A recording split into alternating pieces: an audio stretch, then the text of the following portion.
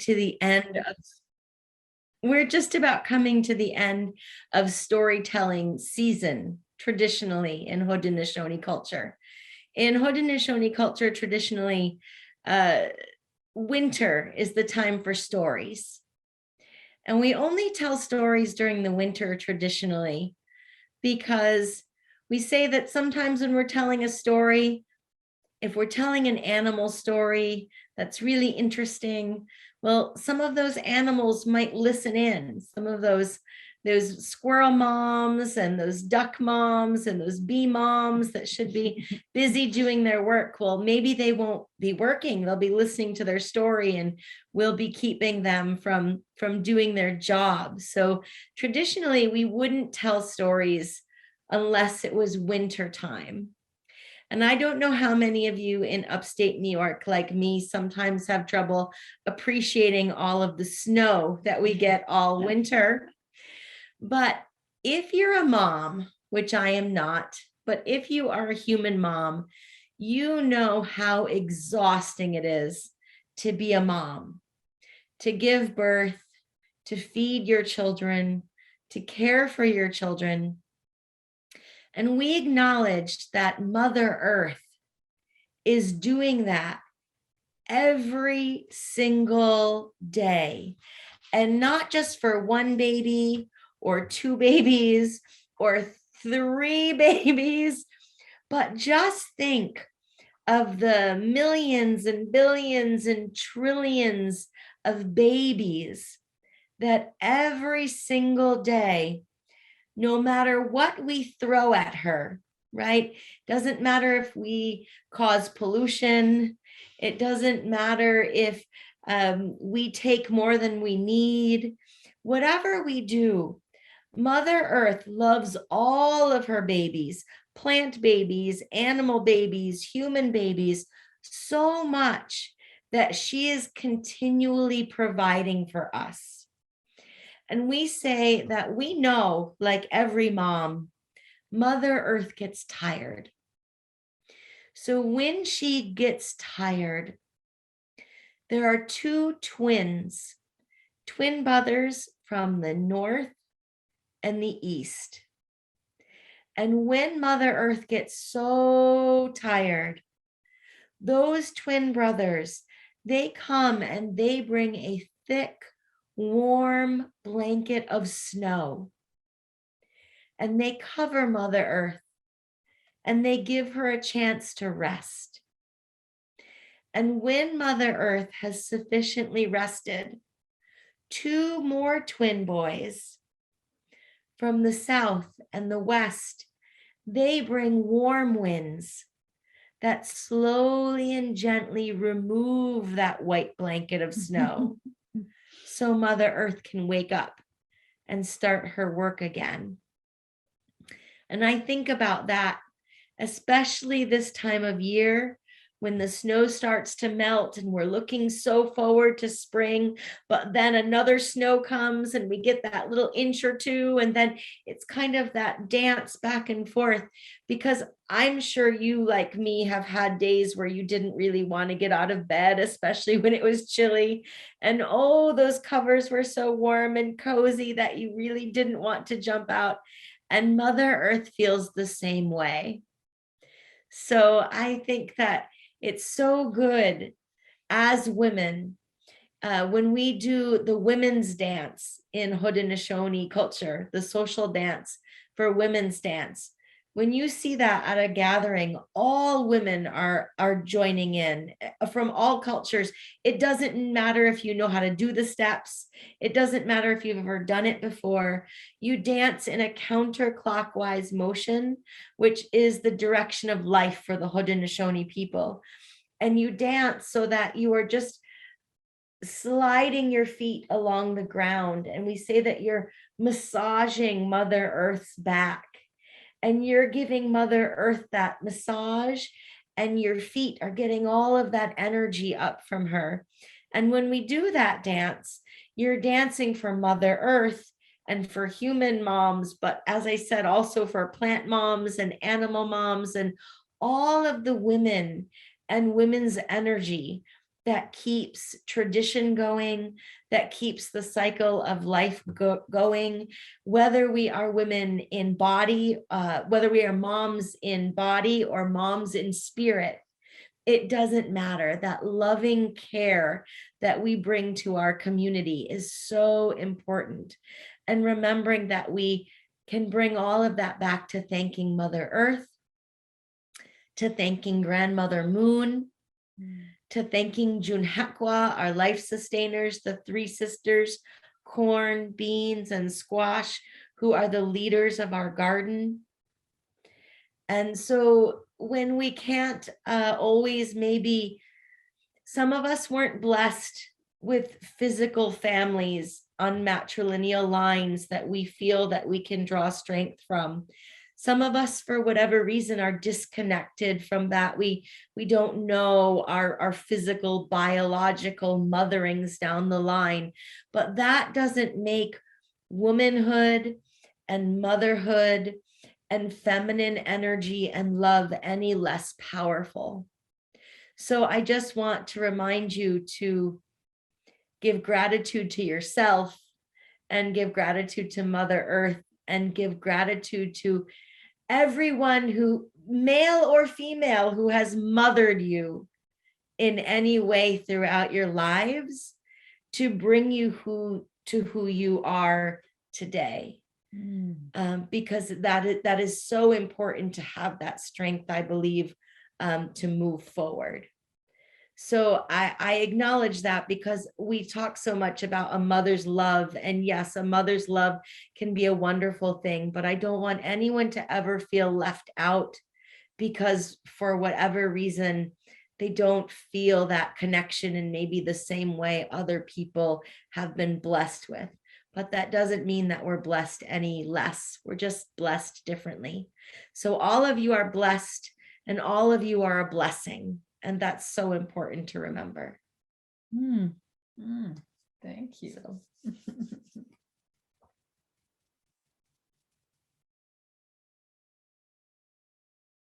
And each day with a very simple, if we can, Nyawe dagyadisu nene watgonun waladons.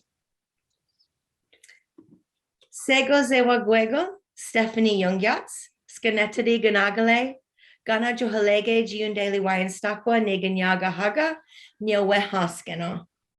I greet you in a very basic hello in the Mohawk language. I said, my friends call me Stephanie. I come from Schenectady, which means the place beyond the pines. I learned Mohawk language at Ganetjohalege, which means the place of the clean pots. And I am so grateful and thankful that we are well enough to gather here together today, whether in person, like I have my good friend Marnie hosting me, or virtually, like I see all of your beautiful faces. Haudenosaunee people believe that a long time ago, the spirit of the corn was watching over the Haudenosaunee people. And she saw that the Haudenosaunee people were working very, very hard. The women were gardening and cooking and preserving food and watching over the children.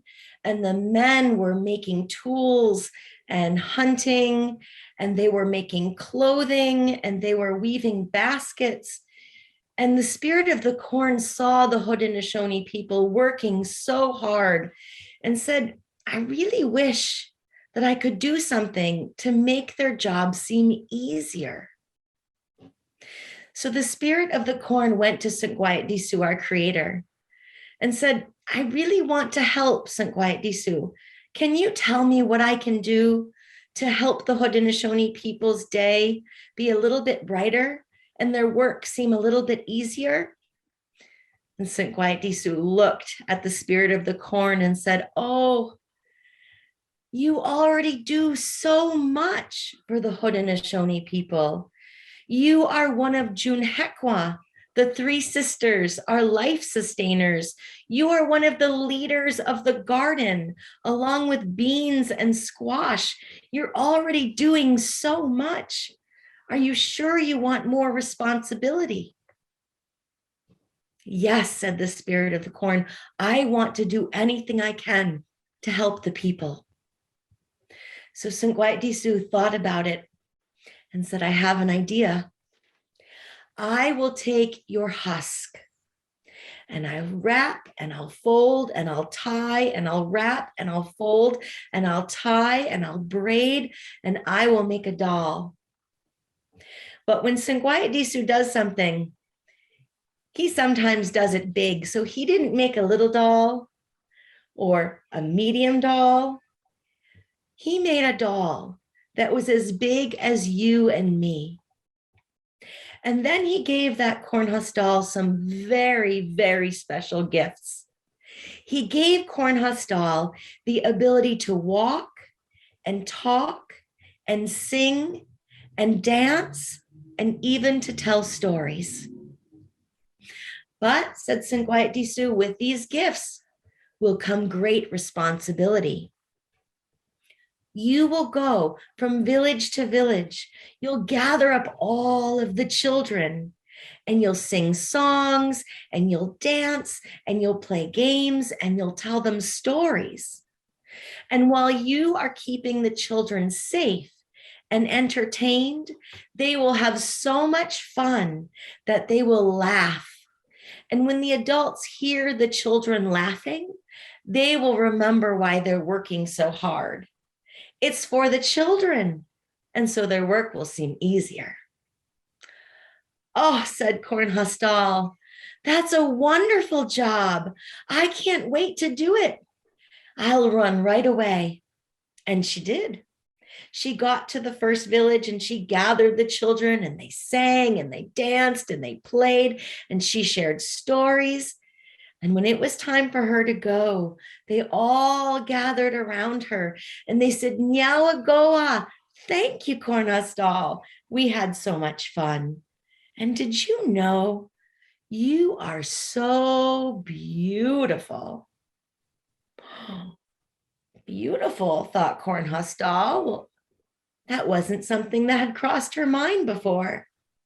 So when she walked to the next village, as she came across some water where she stopped to get a drink, she noticed for the first time her reflection in that pool of water, and she was beautiful. So she started to fix her hair and wash her face, spruce up her outfit, and before long, the children in the next village, well, they had been waiting and waiting, and they thought she wasn't coming, so they began to cry. Sungwait Disu heard children crying instead of laughing and ran to see what the problem was and found Corn Husk Doll fixing her hair and primping her clothing. Corn Husk Doll, said Sungwait Disu, you've forgotten your responsibilities to the children.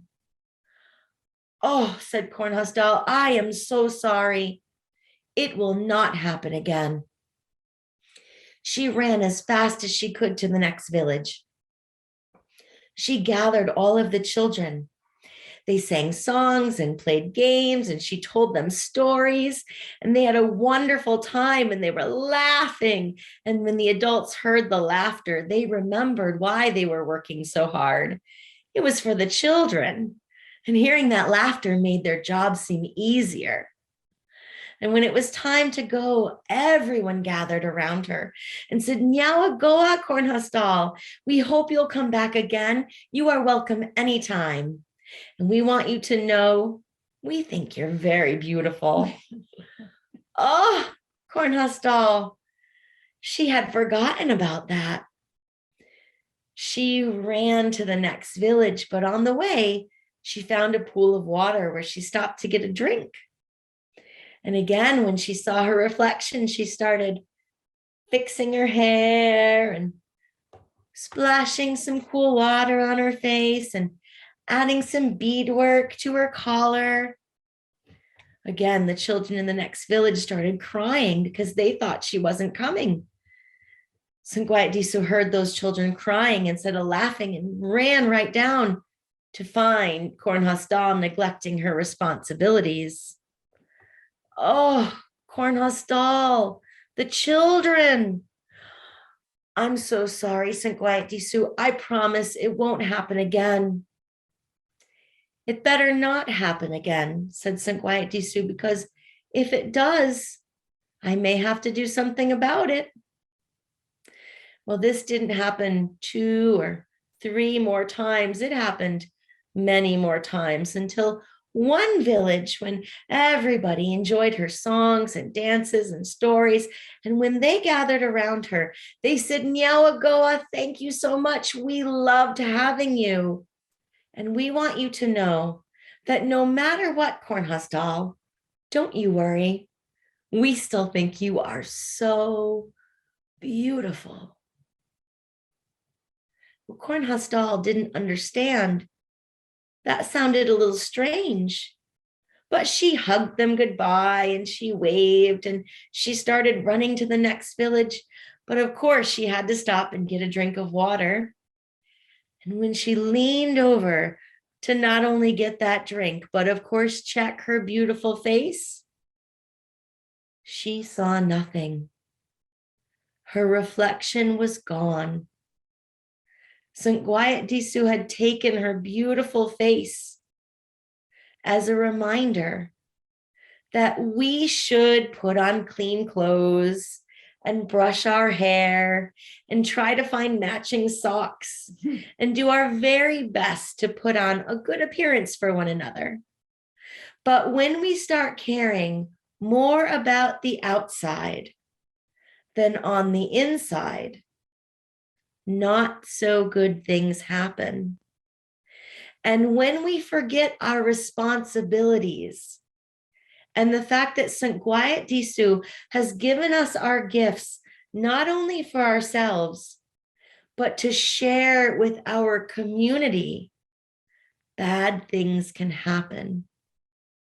So even today, if you see a Haudenosaunee made Cornhostal, you might see them dressed up. You might see them playing lacrosse. You might see them holding another doll, but you will never see them with a face. Because even today, we use Cornhostals as well as stories to teach the children and to remind the adults when we forget the best ways to be in this world.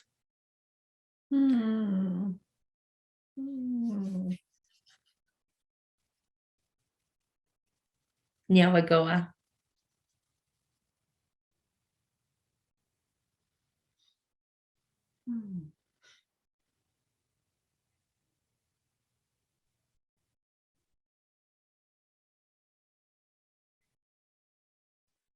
Did you have another story, or would you like us to open the circle at this point? I would love to open the circle and be happy to come back if we have time, but I would like to, we've got so many guests on tonight. I would love to hear if there are any special women that you would like to honor. Thank you, Stephanie. So the circle is open. If you have a story that you would like to share, because I can see those of you whose cameras are on, you could raise your hand. And if you have a story and your camera is not on, please send me a chat or raise your hand under the reactions button. If you go to reactions, you'll see something called raise hand. And that will let us know that you would like to tell us a story tonight.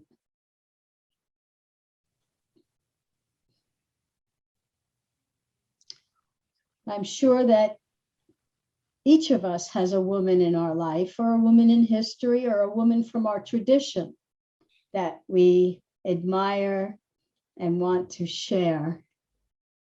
Can I nominate someone to get the story going, possibly? You could try. I happen to know someone whose mom has a 100th birthday in heaven today. And it sure seems fitting to honor a woman who has a 100th birthday. on Women's Day. So maybe I could turn it over to Marnie Gillard, and that would give you all some time to think about what else you might want to share. What a fabulous idea. And I bet Marnie would be willing. Oh, This is my mother. This is my beautiful mother in, getting her hair done and a fancy dress. And I don't know whether she was going out to dinner or going to a wedding or when this exactly was. But my brother, I'm one of six. I'm one of six children. And